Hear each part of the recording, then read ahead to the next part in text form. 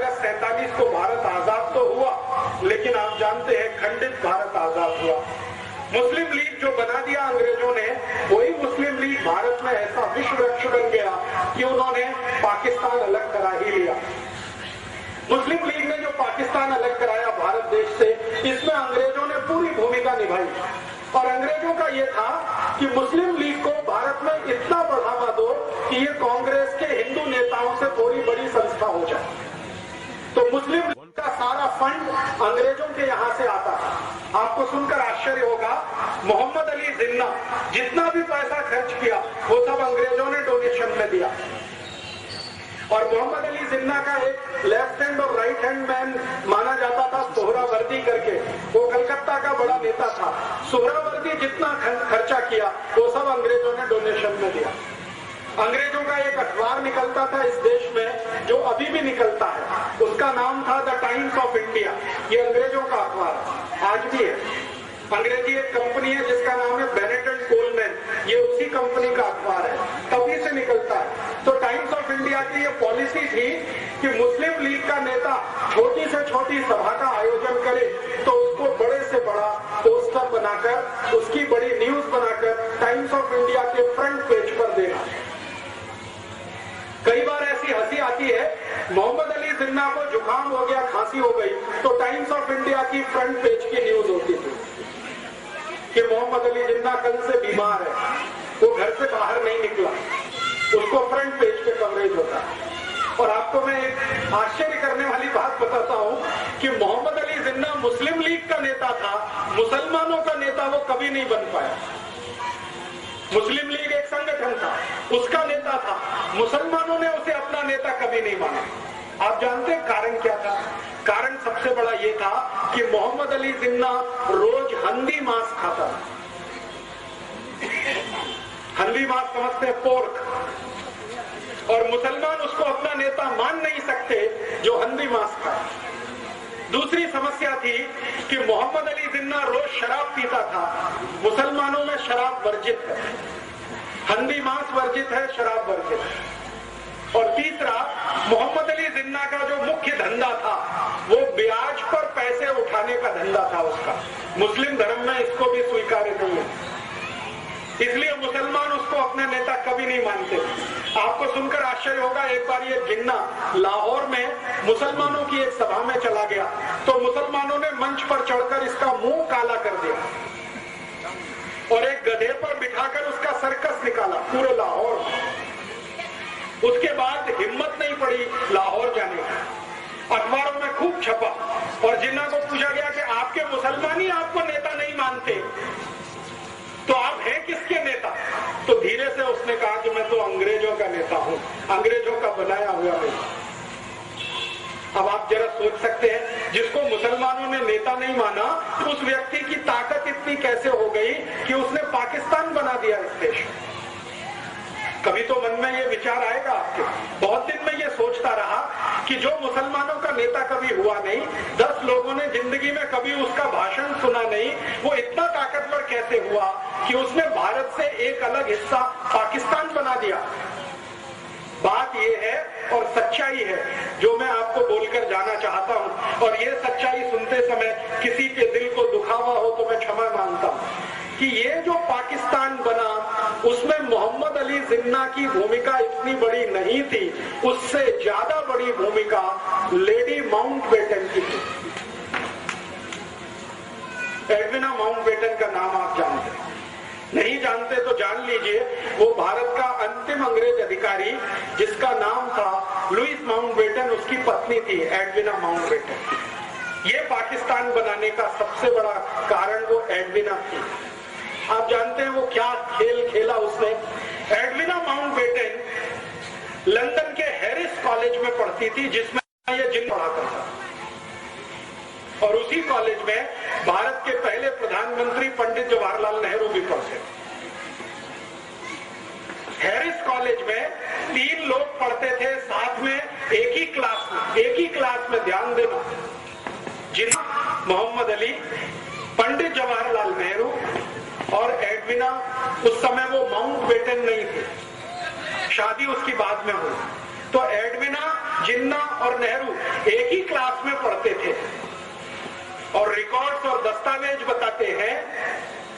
कि एडविना से दोनों लगे हुए थे। ये डॉक्यूमेंट्स बताते हैं। और एडविना इतनी चालाक महिला थी कि दोनों को हैंडल करती थी, इतनी चालाक। एक को सवेरे मॉर्निंग में, दूसरे को शाम में, दोनों को हैंडल करती। और जिन्ना और नेहरू का सबसे बड़ा जो झगड़ा होता था वो एडविना को लेकर।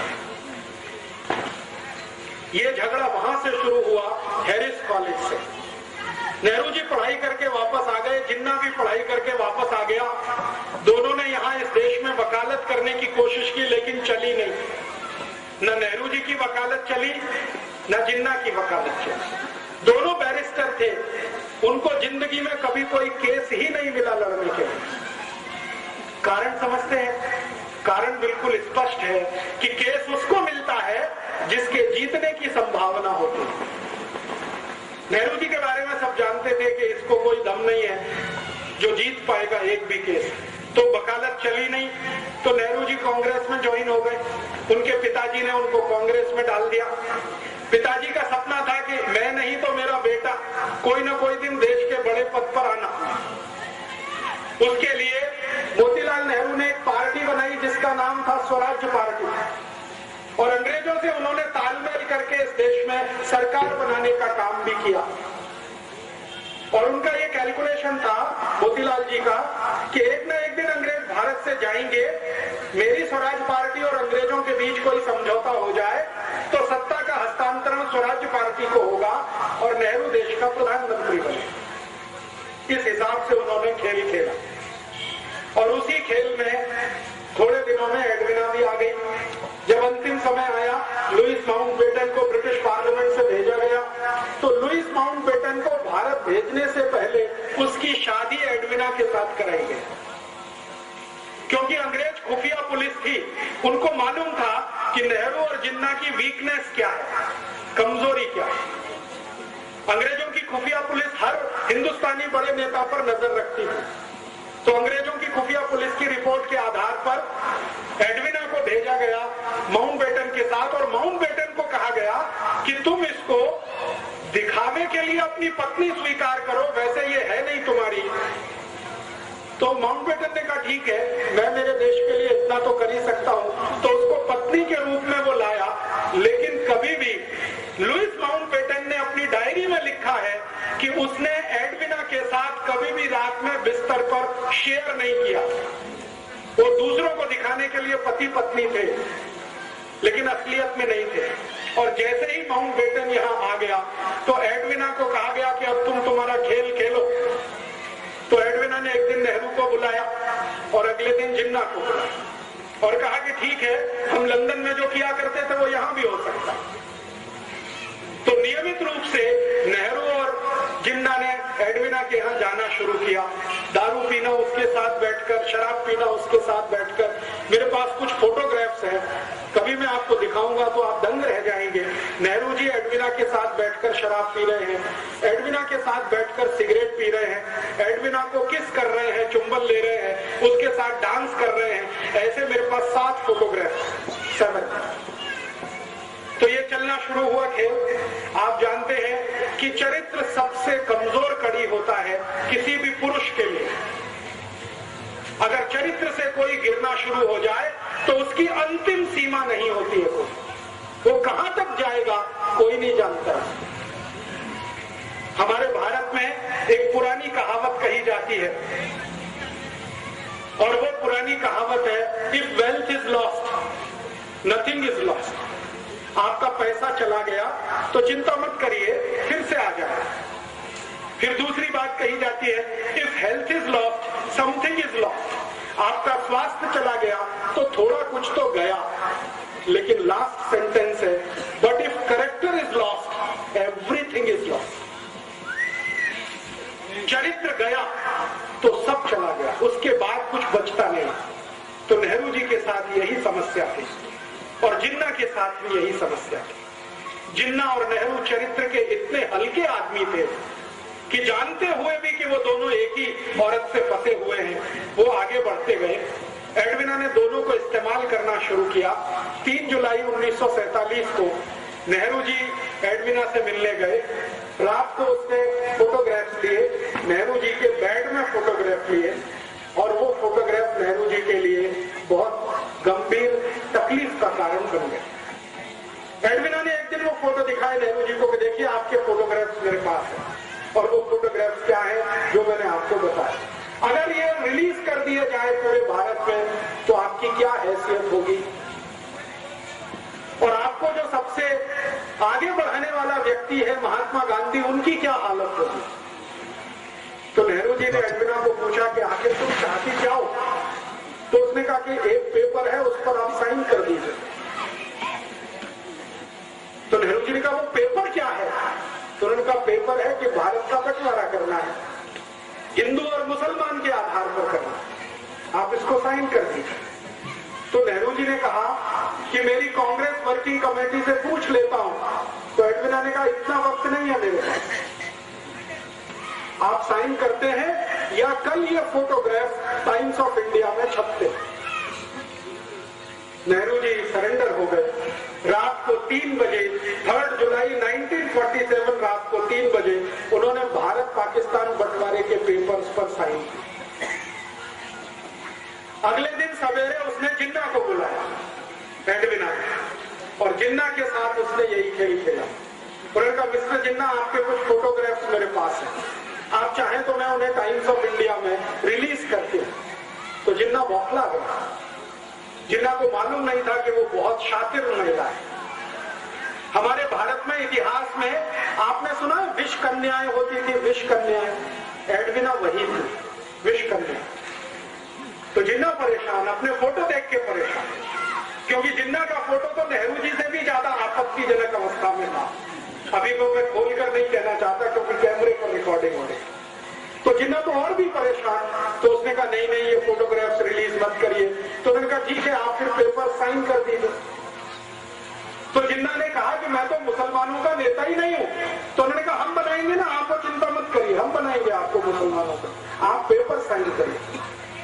तो 4 जुलाई को शाम को करीब 2:30-3 बजे जिन्ना से हस्ताक्षर लिए, 3 जुलाई को सवेरे 3 बजे नेहरू जी से हस्ताक्षर लिए, और वो अगले दिन अखबार में आ गया कि भारत और पाकिस्तान 2 अलग देश बनेंगे, पाकिस्तान मुसलमानों को मिलेगा, भारत हिंदुओं को मिलेगा, और इस तरह से देश का बंटवारा हो गया। इस बंटवारे में अगर आप देखना चाहें कि विलेन कौन है तो आपको बिल्कुल साफ दिखाई देगा। अगर मुझसे कोई पूछे तो पहला विलेन इस बंटवारे में पंडित जवाहरलाल नेहरू, दूसरा विलेन मोहम्मद अली जिन्ना। और मैं पंडित नेहरू को पहला विलेन क्यों मानता हूं, मैं आपको एक दूसरी घटना बताता हूं जो इतिहास में अभी दर्ज नहीं है, लेकिन डॉक्यूमेंट्स में वो घटना घटित है, डॉक्यूमेंट्स में उसका जिक्र है। वो घटना क्या है? घटना ये है कि भारत पाकिस्तान बंटवारा हो गया जिन्ना के हस्ताक्षर और नेहरू के हस्ताक्षर से। थोड़े दिन के बाद गांधी जी को यह पता चला। गांधी जी को पता चला तो गांधी जी ने अपना सिर पीटा। आप में से कोई शायद ये बात नहीं जानता है, गांधी जी को एक आदत थी, और वो आदत ये थी कि वो अपने पर जब गुस्सा करते थे तो अपना सिर पीटते थे, ऐसे करके बहुत तेज मारते थे, घूंसों से मारते थे, अपने को मारते थे। जिस दिन गांधी जी को पता चला कि नेहरू ने बंटवारे के पेपर्स पर हस्ताक्षर किए, उस दिन उन्होंने अपने को पीटा और उन्होंने कहा कि अब मैं जिंदा नहीं रहना चाहता, क्योंकि मैंने जिसको आगे बढ़ाया वो इतना कमजोर निकलेगा ये मुझे नहीं मालूम। परिणाम क्या हुआ? गांधी जी ने जिन्ना को बुलाया और कहा कि भाई तुम ये बंटवारा क्यों कर रहे हो? तो जिन्ना ने कहा बापू मैंने हस्ताक्षर कर दिए हैं, लेकिन आप मुझे एक वचन दो तो मैं मेरा एक एफिडेविट लगाने को तैयार हूं, और एडविना ने मेरे साथ जो ब्लैकमेलिंग किया है वो सबको बताने को तैयार हूं। गांधी जी ने पूछा क्या? उन्होंने कहा कि मुझे भारत का प्रधानमंत्री बनवा दो। गांधी जी ने कहा बस इतनी ही मांग है तुम्हारी? उन्होंने कहा हाँ, मुझे प्रधानमंत्री बनवा दो, मुझे पाकिस्तान नहीं चाहिए। तो गांधी जी ने कहा ठीक है मैं विचार करूंगा तुम्हारी मांग पर। अगले दिन नेहरू को बुलाया और नेहरू से कहा कि देखो जिन्ना तैयार है, वो एफिडेविट देना चाहता है, एडविना जिन्ना ने कुछ ब्लैकमेलिंग किया है वो पूरे देश को बताना चाहता है, उसकी एक ही शर्त है कि भारत का प्रधानमंत्री उसे होना। बोलो। तो नेहरू जी ने कहा कि बापू, जिन्ना को भारत का प्रधानमंत्री तो क्या, मैं मेरे ऑफिस का चपरासी नहीं बना सकता, कारकुन नहीं बना सकता। तो गांधी जी ने कहा तुमको जिन्ना से इतनी दुश्मनी क्यों है? तुम दोनों साथ साथ पढ़े लंदन में हैरिस कॉलेज में, तुमको स्कॉलरशिप मिली, जिन्ना को स्कॉलरशिप मिली, साथ में जिस स्कूल में तुम पढ़े, साथ में रहे 15 साल, और तुम में दोस्ती इतनी ज्यादा थी, अब ये दुश्मनी इतनी क्यों? तो नेहरू जी ने असलियत नहीं बताई। जिन्ना और नेहरू जी की जो दुश्मनी थी उसका कारण था एडमिना, और कोई दूसरा कारण नहीं था। गांधी जी को बताया नहीं। नेहरू जी ने कहा कि मैं तो प्रधानमंत्री तो क्या चपरासी नहीं बना सकता। तो गांधी जी ने कहा कि फिर क्या होगा, देश का बंटवारा। तो उन्होंने कहा कि ठीक है, बंटवारा हो जाए, मुझे उसमें कोई आपत्ति नहीं। तो गांधी जी ने कहा कांग्रेस तो तैयार नहीं है इसके लिए। तो उन्होंने कहा ठीक है, कांग्रेस थोड़े दिन में तैयार हो जाएगी। ऐसे करके गांधी जी और नेहरू जी का वार्तालाप पूरा हुआ। फिर गांधी जी ने कांग्रेस वर्किंग कमेटी की मीटिंग बुलाई। 15 उसमें सदस्य थे। उन 15 सदस्यों के सामने गांधी जी ने कहा कि भारत आजाद होगा, लेकिन दुख है कि बंटवारे के साथ कौन प्रधानमंत्री बने। तो गांधी जी ने एक फॉर्मूला दिया कि कांग्रेस वर्किंग कमेटी जिसको अपना अध्यक्ष चुनेगी वो भारत का प्रधानमंत्री होगा। तो वोट डालने का काम किया गया।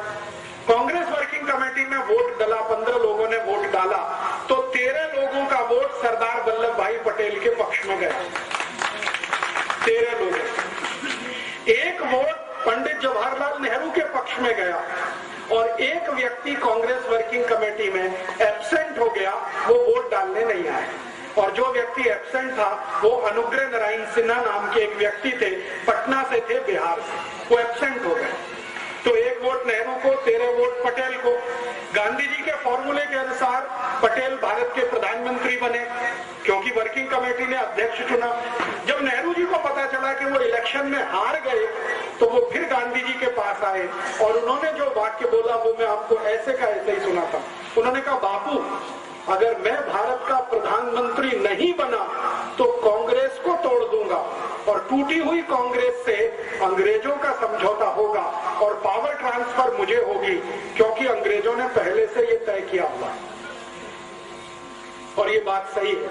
ब्रिटिश पार्लियामेंट में ये तय हो गया था कि भारत में कभी सत्ता का हस्तांतरण करना पड़े तो नेहरू के हाथ में ही सत्ता देनी है। क्यों? क्योंकि विंस्टन चर्चिल और क्लेमेंट आर एटली, जो 2 बड़े लीडर थे उस समय इंग्लैंड के, एटली प्राइम मिनिस्टर था, Churchill leader of the opposition था, दोनों का ये मानना था कि ये नेहरू अपना ही आदमी है, शरीर से देखने में हिंदुस्तानी है, आत्मा इसकी अंग्रेजों वाली है, इसको सत्ता दे दो तो भारत हमारे ही कब्जे में रहेगा, ऐसा मान लो। तो ब्रिटिश पार्लियामेंट ने प्रस्ताव कर दिया था। नेहरू जी को उसकी जानकारी हो गई थी। नेहरू जी ने इस पर गांधी जी को ब्लैकमेल किया और कहा कि मैं अगर सत्ता में नहीं आया तो कांग्रेस को तोड़ूंगा। और अंग्रेजों ने घोषणा की थी कि कांग्रेस अगर टूट भी गई तो नेहरू वाली कांग्रेस को वो पावर ट्रांसफर करके भारत से चले जाएंगे। तब गांधी जी ने सरदार पटेल को बुलाया और कहा कि अब क्या करना है। तो सरदार पटेल ने कहा कि देश का एक बंटवारा और हो, ये मुझे मंजूर नहीं है, मैं मेरा वापस लेता हूं, आप नेहरू को प्रधानमंत्री पद की शपथ करवाइए। तो गांधी जी ने कहा कि मैं प्रधानमंत्री पद की शपथ उसको नहीं करा सकता, क्योंकि मेरा दिल अब उससे हट गया है। ये जरूर है कि तुम मंत्रिमंडल में आ जाओ, डिप्टी प्राइम मिनिस्टर की पोस्ट पे रहो, ताकि नेहरू के ऊपर कंट्रोल रहे, और मैं तो जाऊंगा नहीं ऐसे किसी समारोह में जहां नेहरू को प्रधानमंत्री पद की शपथ दिलाई जाएगी। और आप जानते हैं कि 15 अगस्त 47 को जब शपथ ग्रहण समारोह हुआ, गांधी जी उसमें नहीं गए। गांधी जी नहीं गए। गांधी जी उस समय बंगाल के एक गांव में थे, नोआखाली में। ये गांव अभी बांग्लादेश में चला गया। तो नोआखाली के गांव में गांधी जी थे। करीब करीब दिल्ली से ये 1700 किलोमीटर दूर है नोआखाली। गांधी जी दिल्ली में नहीं थे। ट्रांसफर ऑफ पावर हुआ है गांधी जी ये कहा करते थे, स्वतंत्रता नहीं आई है, आजादी नहीं आई है, सत्ता का हस्तांतरण हुआ है बस। और जो गांधी जी बोलकर नहीं गए और वो उनके कहने में समझ में आता है, वो मैं कह देता हूं। गांधी जी ये मानते थे कि गोरे अंग्रेजों की सत्ता किसी काले अंग्रेज के हाथ में आई है, इसलिए वो सत्ता के समारोह में शामिल नहीं हुए। और आप फिर जानते हैं, इतिहास आपके सामने है, जिन्ना अलग पाकिस्तान का बन गया, ये बन गया। एक घटना बीच में और हुई थी, वो भी मैं समझा दूं आपको, तो समझ में आएगा नेहरू जी का चरित्र। गांधी जी को एक डॉक्टर मिलने आया एक बार, और ये घटना आजादी मिलने से थोड़े दिन पहले की है। गांधी जी कलकत्ता के पास नोआखाली में थे, एक डॉक्टर आया। वो डॉक्टर ने गांधी जी को परिचय दिया कि मैं मोहम्मद अली जिन्ना का पर्सनल फिजिशियन हूं। एक ईरानी व्यक्ति था, तो नाम मैं भूल गया हूं, रिकॉर्ड्स में है। उसने गांधी जी को कहा कि मैं मोहम्मद अली जिन्ना का पर्सनल फिजिशियन हूं, आपसे अकेले में बात करना चाहता हूं। तो गांधी जी ने कहा, क्या बात करना चाहते हो? तो उन्होंने कहा, अकेले में, सबके सामने नहीं। तो गांधी जी उसको कमरे में लेके गए। अंदर जो बातचीत गांधी जी ने की, उन्होंने कहा कि देखो, मेरी एक संकल्प है। गांधी जी ने डॉक्टर को कहा कि मेरी बातचीत में कोई तीसरा जरूर रहता है, जो उसको नोट करता है, लिखता है। मैंने आपको क्या कहा, आपने मुझे क्या कहा? तो उन्होंने कहा, वो कौन व्यक्ति है? उन्होंने कहा, मेरा सेक्रेटरी प्यारेलाल, वो भी यहाँ रहेगा। तो डॉक्टर ने कहा, ठीक है, उससे मुझे कोई बांधा नहीं, माने तकलीफ नहीं, आप बुला लो। तो प्यारेलाल जी को बुलाया और गांधी जी ने कहा कि मैं और ये बात करेंगे, एक एक शब्द लिखना। प्यारेलाल जी बहुत फास्ट लिखते थे, शॉर्ट हैंड में लिखते थे, बाद में उसका ट्रांसक्रिप्शन करते। तो डॉक्टर ने जो बताया गांधी जी को, गांधी जी परेशान हो गए वो सुन के। उन्होंने कहा कि मोहम्मद अली जिन्ना का मैं डॉक्टर हूं और ये जिन्ना बहुत जल्दी मरने वाला है। गांधी जी ने पूछा, क्यों? तो उन्होंने कहा, इसको बोन टीबी है, इसकी रीढ़ की हड्डी पूरी गल चुकी है, इसका नर्वस सिस्टम ज्यादा दिन काम नहीं करेगा। तो गांधी जी ने कहा, कितने दिन जिंदा रहेगा? तो डॉक्टर ने कहा, हो सकता है 2-3 महीने भी जिंदा ना रहे। तो डॉक्टर को पूछा गांधी जी ने, आप क्या चाहते हैं? तो उन्होंने कहा, मेरी एक इच्छा है कि आप किसी तरह नेहरू को समझा दो, 2-3 महीने ये जिंदा रहेगा, इसको भारत का प्रधानमंत्री बना दो, देश का बंटवारा तो नहीं होगा। तो गांधी जी ने कहा कि तुम्हारी यह बात में अगर सच्चाई है तो मैं जरूर प्रयास करूंगा। फिर उन्होंने नेहरू को बुलाया और कहा, देखो नेहरू, ये मरने वाला है जिन्ना, ज्यादा दिन जिंदा नहीं रहेगा, इसको बोन टीबी हो गई है, इसका डॉक्टर कहता है कि 2-3 महीने से ज्यादा जिंदा नहीं रहेगा, तुम क्यों अड़े हुए हो? इसको प्रधानमंत्री बन जाने दो, 2-3 महीने के बाद तुम बन जाना, देश तो एक रहेगा। तब नेहरू ने फिर वही बात कही कि मैं जिन्ना को मेरे ऑफिस का चपरासी नहीं बना सकता, प्रधानमंत्री कैसे बनने दूं? तो नेहरू की जिद और जिन्ना का ब्लैकमेलिंग, ये दोनों मिलकर भारत का बंटवारा कर गए और इसमें भारत टूटा। भारत और पाकिस्तान दो अलग देश बने, किसी सिद्धांत के आधार पर नहीं, कोई विचार के आधार पर नहीं, सिर्फ प्रधानमंत्री पद की कुर्सी के कारण। और मैं अभी सब लोगों को ये बोलता हूं कि नेहरू जी तो स्वर्गवासी हो गए 1964 में, लेकिन उनकी आत्मा अब भारत के उन सब नेताओं में प्रवेश कर चुकी है जो कुर्सी के लिए कुछ भी करने को तैयार। वो तो मर गए 27 मई 1964 को। और आप में से शायद कोई जानता है या नहीं, नेहरू जी की मृत्यु बहुत ही दुखद थी। उनको सबसे खराब वो बीमारी हुई थी जिसको सेक्सुअल ट्रांसमिटेड डिसीज कहा जाता है, एसटीडी, आज का एड्स कह सकते हैं। एसटीडी उनको था और उनकी मृत्यु के समय जिस डॉक्टर ने उनको एग्जामिन किया था वो बताता है कि नेहरू जी का शरीर सड़ गया, कीड़े पड़ गए थे। बहुत दुखद मृत्यु हुई। नेहरू जी की मृत्यु के समय उनके परिवार की जो महिला उनके साथ में थी, उसकी लिखी हुई डायरी में ये है कि नेहरू जी के अंग सड़ गए थे, शरीर के कीड़े पड़ गए थे उसमें, इसलिए वो प्रधानमंत्री पद से छुट्टी लेकर देहरादून गए थे छुट्टी बिताने के लिए, लेकिन वहां से वापस नहीं आए। तो वो तो चले गए, पाकिस्तान बनवा गए इस देश में। जिन्ना का क्या हुआ, भारत पाकिस्तान जैसे ही अलग हुए उसके लगभग 7वें महीने में जिन्ना मर गया। गया 14 अगस्त 1947 और इसके ठीक 7वें महीने में जिन्ना मर गया। तो उधर पाकिस्तान जिसने बनाया वो पाकिस्तान का मजा नहीं ले पाया कभी, और पाकिस्तान जिनके लिए बनाया वो पाकिस्तान कभी गए नहीं। आप जानते हैं पाकिस्तान बनाने का जो सबसे बड़ा लॉजिक था वो ये कि भारत में रहने वाले मुसलमान वहां जाएंगे और उनके लिए पाकिस्तान बनेगा। वो यहां से गए नहीं, वो यहां है, शिया हो चाहे सुन्नी हो, वो भारत में ही है, वो पाकिस्तान गए नहीं। और जिन्होंने कभी पाकिस्तान मांगा नहीं उनके सिर पर यह पाकिस्तान थोप दिया गया। वो अफगानिस्तान की सीमा पर रहने वाले जो बलूची लोग हैं ना, उनके ऊपर जबरदस्ती ये थोप दिया। आज पाकिस्तान क्या है आप जानते हैं, सारा का सारा पाकिस्तान ऐसी समस्याओं से घिरा हुआ है जो उसके जन्म से शुरू हुई, और जन्म से जो समस्या शुरू हुई जिन्ना के द्वारा, उसी का दुष्परिणाम है कि आज तक उस देश में कभी लोकतंत्र नहीं रह पाया, प्रजातंत्र नहीं रह पाया, हमेशा किसी सैनिक ने उसका शासन किया। और आज भी आप जानते हैं परवेज मुशर्रफ उन्हीं सैनिकों का रूप है जो जिन्ना के द्वारा पल्लवित और पोषित हुए। लेकिन भारत को एक बड़ा नासूर दे गए, और वो नासूर ये भारत के 3 विलेन, एक जिन्ना, नेहरू और एडविना, ये 3 विलेन को मैं मानता हूं भारत के बंटवारे के लिए जिम्मेदार।